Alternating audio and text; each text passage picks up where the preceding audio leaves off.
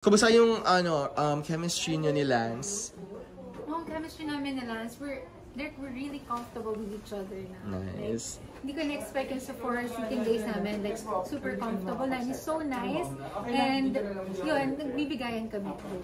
I'm excited. I'm so happy for you after 2 years. I'm happy for you, Direk. Success ng ang Mutya Section. Okay. I really love Ashton, si Andres, si Rabin. Mga co-stars mo yun sa The First Family. Yeah. Sabi nga nila, good luck kay Ate Aubrey pag magigising si na. Oh my God, yan. Napapag-usapan nga namin ni Ashton yun. Like, girl, paano mo gagawin? Ay, hindi ko muna iniisip yan.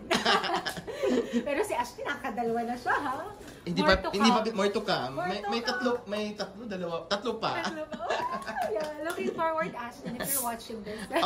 Ashton, baka gusto mong magbigay ng tips? Yeah, I don't know. I will ask her directly. Joke lang. Sige. Okay, mag-makeup ka na. Yes. Oo, thank you.